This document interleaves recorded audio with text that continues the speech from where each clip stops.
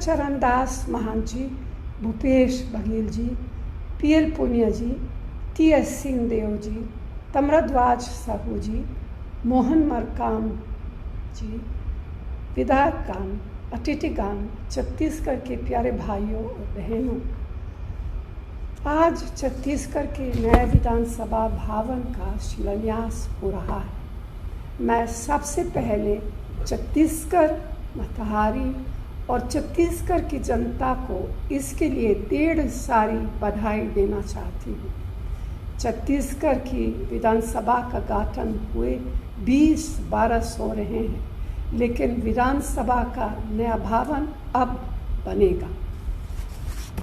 विधायिका हमारे लोकतंत्र का सबसे बड़ा स्तंभ है, सबसे अहम स्तंभ है। संसद और विधानसभाएं हमारे लोकतंत्र के पवित्र मंदिर हैं। इन्हीं मंदिरों से हमारे संविधान की रक्षा होती है। लेकिन याद रखना होगा कि हमारा संविधान भवनों से नहीं, भावनाओं से बचेगा। इन भवनों से दूषित और गलत भावनाओं के प्रवेश को रोकना होगा, तभी हमारा संविधान बचेगा। हमने पिछले 7 दशकों में एक बड़ी दूरी तय की, कई चुनौतियों का सफलतापूर्वक सामना किया है और कई बड़ी समस्याओं से छुटकारा पाया है। लेकिन हम अपने पूर्वजों के सपनों से सब अभी भी बहुत दूर हैं। आज़ादी की लड़ाई के दौरान जो प्रण हमने किया था, उसे पूरा करने के लिए अभी भी बहुत कुछ किया जाना बाकी है। पिछले कुछ समय से हमारे देश को पटरी से उतारने की कोशिश की जा रही है। हमारे लोकतंत्र के सामने नई चुनौतियां खड़ी हुई है।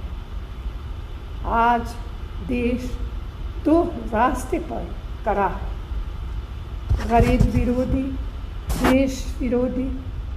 जनता को एक दूसरे से लड़ाकर राज करने वाली ताकतें देश में नफरत और हिंसा का जहर घोल रही। अच्छी सोच पर गलत सोच हावी होती जा रही।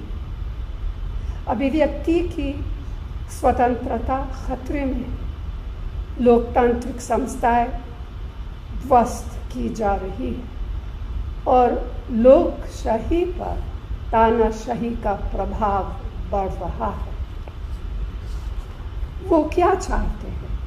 वो चाहते हैं हिंदुस्तान की आवाम, हिंदुस्तान के युवा, हमारे आदिवासी, हमारी महिलाएं, हमारे किसान, दुकानदार और छोटे व्यापारी, हमारे जवान सभी अपना मुंह बंद रखें।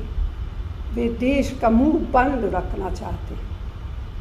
2 वर्ष बाद हमारी आज़ादी को 75 बरस पूरे हो जाएंगे।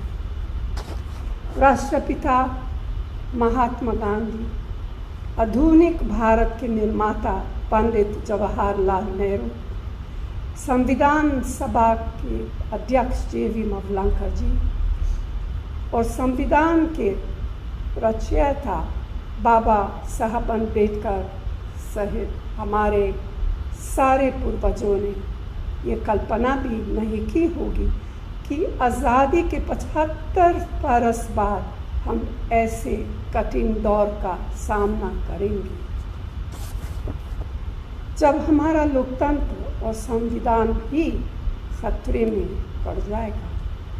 आज हमारे लिए एक महत्वपूर्ण दिन है, जब हम एक नए विधानसभा भवन की बुनियाद रख रहे हैं और यही वह दिन है जब हम अपने लोकतंत्र की बुनियाद को सुरक्षित रखने की शपथ लें।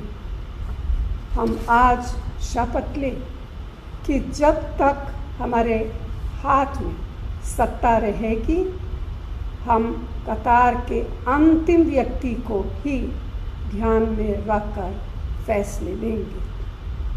मुझे ये कहते हुए संतोष हो रहा है कि मुख्यमंत्री भूपेश बघेल जी के नेतृत्व में छत्तीसगढ़ की सरकार के फैसलों से अंतिम व्यक्ति का पूरा ध्यान रखने की कोशिश की जा रही है। 15 बरस की लंबी अवधि के बाद छत्तीसगढ़ में कांग्रेस की सरकार बनी है। हमारे तमाम साथियों को शहादत देनी पड़ी। पिछले वर्षों में छत्तीसगढ़ में जो हुआ वह उदाहरण है कि एक दिशाहीन और विचारहीन सरकार जनहित के बारे में कभी नहीं सोच सकती। छत्तीसगढ़ एक संसाधन संपन्न राज्य है, लेकिन कुशासन ने इस राज्य को देश के सबसे गरीब और सबसे पिछड़े राज्य में तब्दील कर दिया। मुझे प्रसन्नता है कि हमारी सरकार ने सही दिशा में काम करना शुरू किया है, चाहे किसानों की कर्ज माफ़ी हो, बस्तर के आदिवासियों की ज़मीन लौटाना हो, राजीव गांधी किसान न्याय योजना और गोधान न्याय योजना तक का सफ़र 1.5 साल में पूरा करना सराहनीय कदम है। कुपोषण के खिलाफ अभियान से लेकर हाट बाज़ार में इलाज और दवा का इंतज़ाम करने की योजना बनी है। तेंदुपत्ता के मज़दूरों को उनकी मेहनत का सही भुगतान हो रहा है। यह खुशी की बात है कि भूपेश बघेल जी अपने सहयोगियों के साथ छत्तीसगढ़ में समावेशी दृष्टिकोण से लोगों के दिलों को जीत रहे हैं। यही सरकारों का कर्तव्य भी होता है। इन्हीं शब्दों के साथ छत्तीसगढ़ के नए विधानसभा भवन के शिलान्यास के अवसर पर आप सभी को बहुत बहुत शुभकामनाएं देती हूँ। जय हिंद।